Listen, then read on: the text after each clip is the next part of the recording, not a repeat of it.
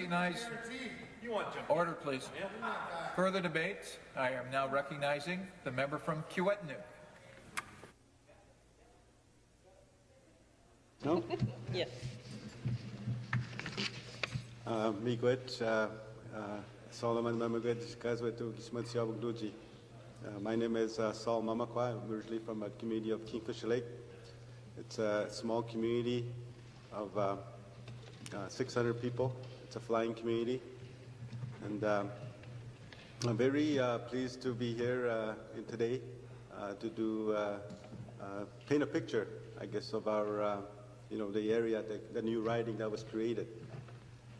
And I'd like to acknowledge the people of Kiiwetinoong, the great people of Kiiwetinoong. We have about 30,000 people, 32,000 population.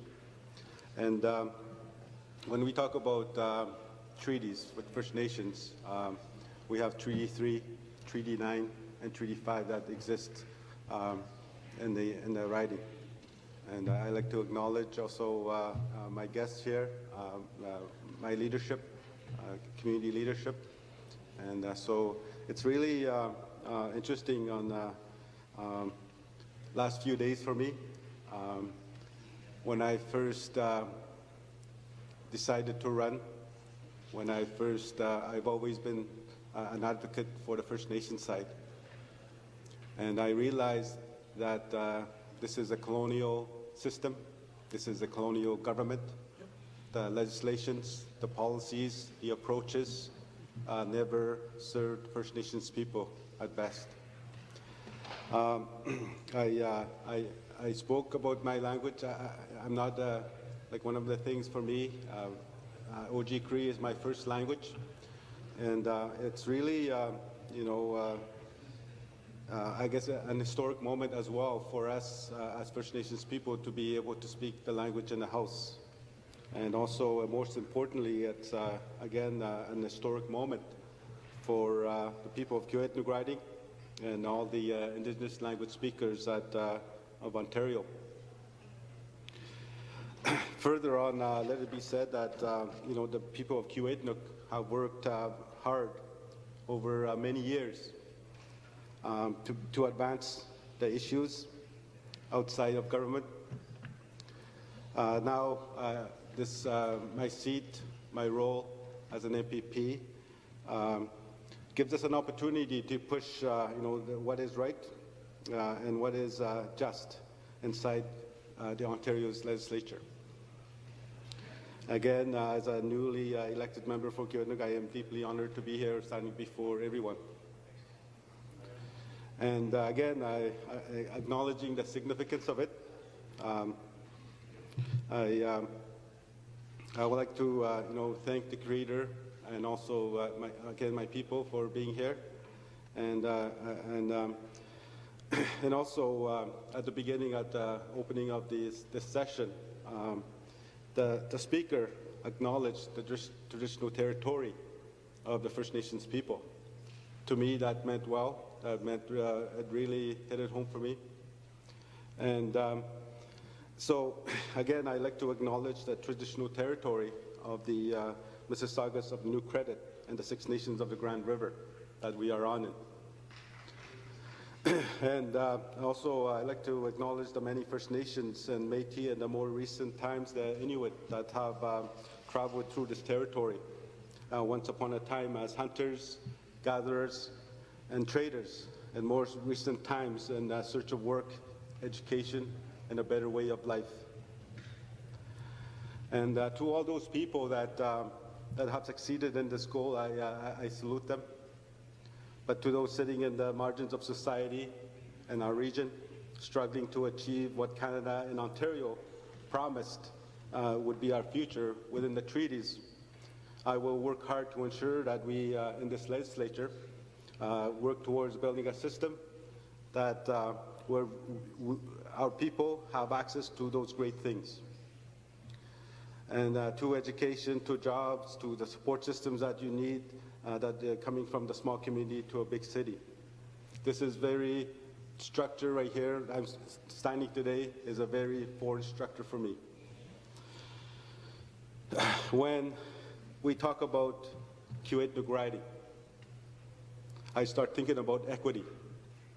I start thinking about equality. Because I have 27, 26 fly-in communities that are the responsibility of the federal government. And when we talk about equity, that does not exist. This is Ontario. This is 2018. We need to do something with that. Like all the human rights issues that are at play in my communities, it's the third world conditions that are happening in our communities. And so when I talk about equity, when we talk about physician services, you know, in my community, we have 5 days of physician services per month, 60 days per year to access a physician.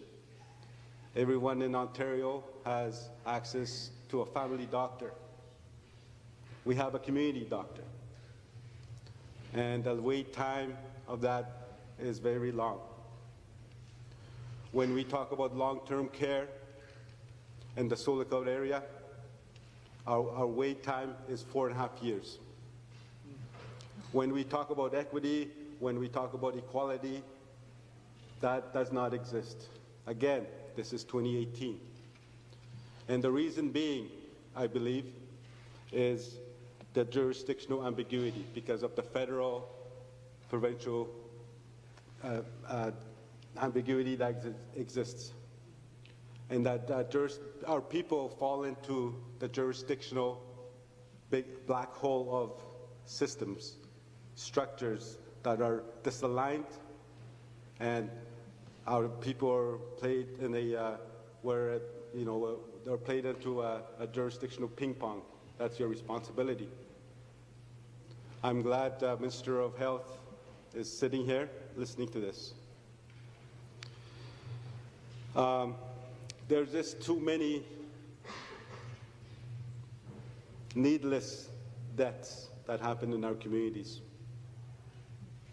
There's too much unnecessary suffering that happens to our people. Last year, I dealt with my previous role as a health advisor for a political territory organization. Like, we dealt with a lot of suicides, youth suicides. And we had this, it was very troubling for me as an individual, as a human being, when you hear of girls as young as 11 years old taking their own lives. And it doesn't, where is the humanity in that? Whereby we try to provide mental health services to these individuals where we have to send them to Ottawa, we have to send them to Saskatchewan, we have to send them to Alberta, we have to send them to BC to access those level 1 psychiatry units. In Thunder Bay, like, they only have 8 to 10 units that will, able to provide that service. That's the reality of it. One of the things that really, when I talk about equality and equality and equity, I was hoping that the Minister of Transportation would be here. There are incidences where, because we're flying communities, where the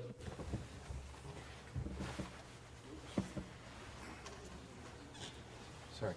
Just want to remind all members in the legislature that it is not correct, parliamentary, to refer to someone who is a member of our legislature but is not here. So I would ask just as a comment. But now I see he is here. He's just not in his seat. But there we have it. So now we all know.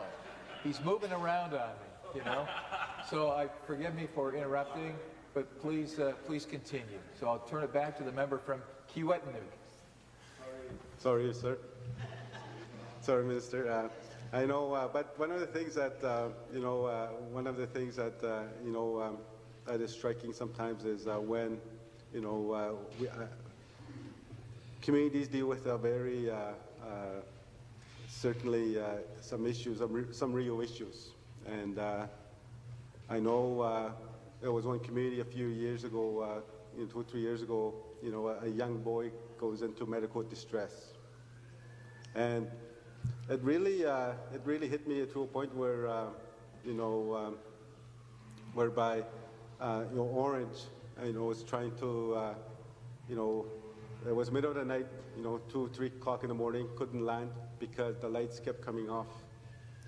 And they tried 3 times, and they went back, and they can't land again. And what happened was, essentially, it ended up whereby they couldn't land, and it was just too late.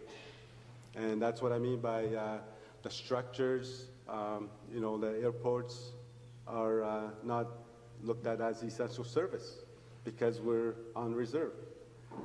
So I think when you actually look at some of the municipality airports, like they're essential service, and it's the same with policing. It's it's not essential service.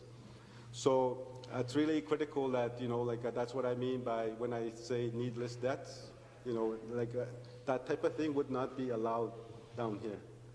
But it becomes it becomes normalized. It becomes socialized for scarcity, and of some of the services that are there.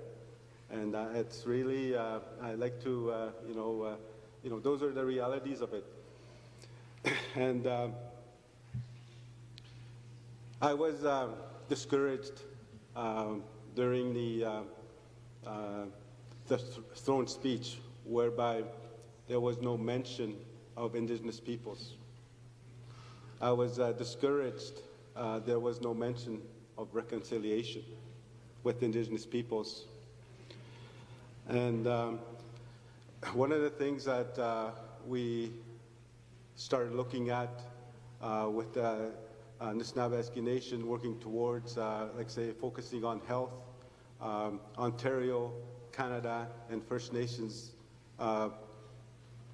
signed this document called Charter of Relations Principles Governing Health Transformation in Land Territory. And I hope that, it's to take back the governance piece of health back to the First Nations without any accountability, without any responsibility, without any resource allocation, going back to the community, things will not change.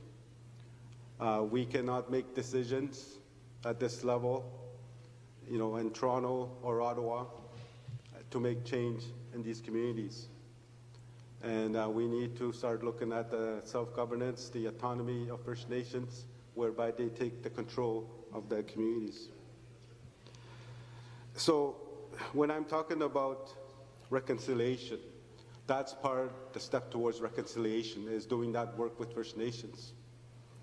In Sulikout, we had, back in 1997, we entered into an agreement with the province, with the federal government, where we amalgamated hospital, because we had a federal and a provincial hospital.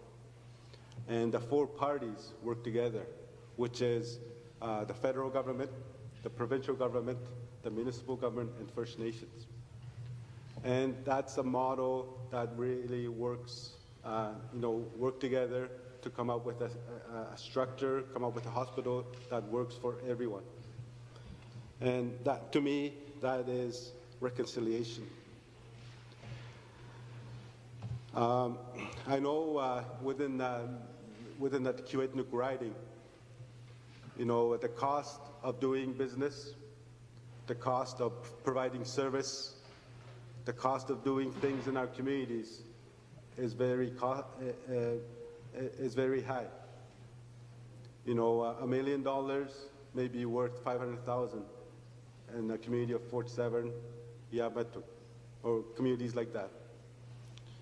And I think we need to start looking at the, a remoteness quotient, or a factor that a factor that we factor those in those agreements that we sign with the communities.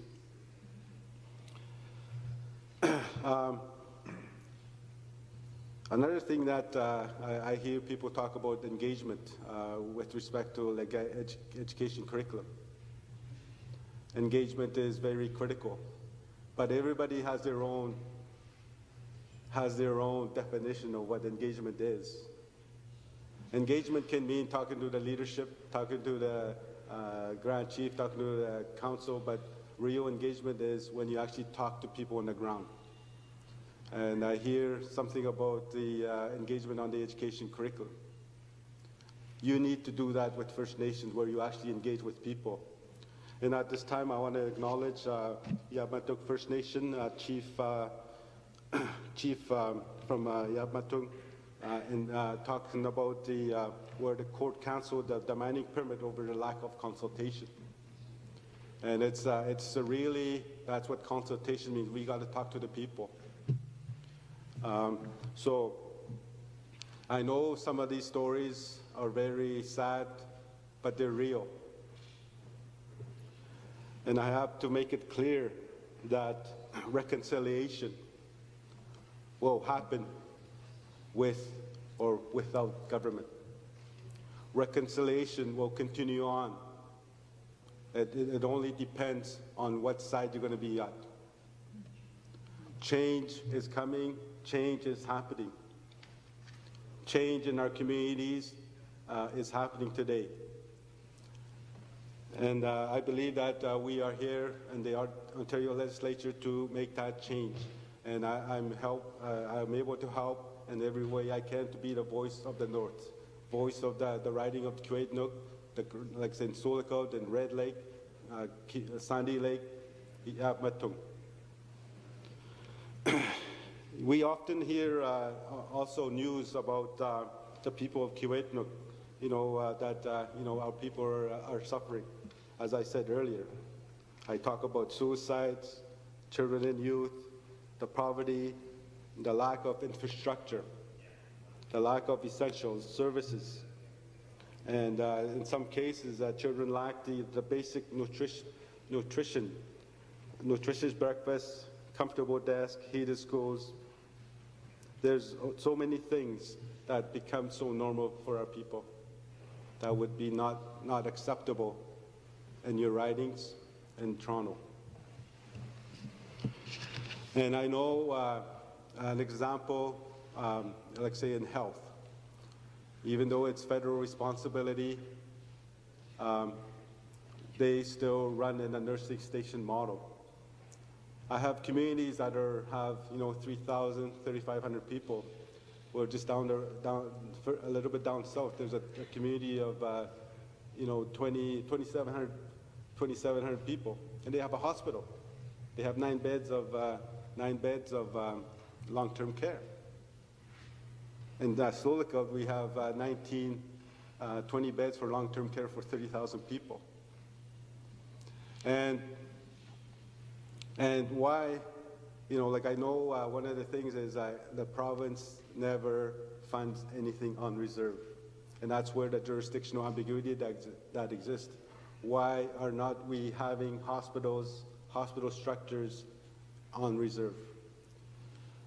And I think that's something that we need to start having discussions on funding infrastructure on reserve. Just because we're First Nations, just because we're brown, doesn't mean we're different. This is Ontario. And I believe that's something that we need to deal with, the jurisdictional ambiguity I keep talking about, the jurisdictional black hole people fall into. And again, I'm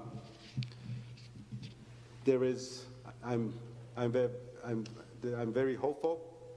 There's hope with our children, our youth, to have access to great education, good jobs, careers. There's hope among our people in the North, the leadership, the towns.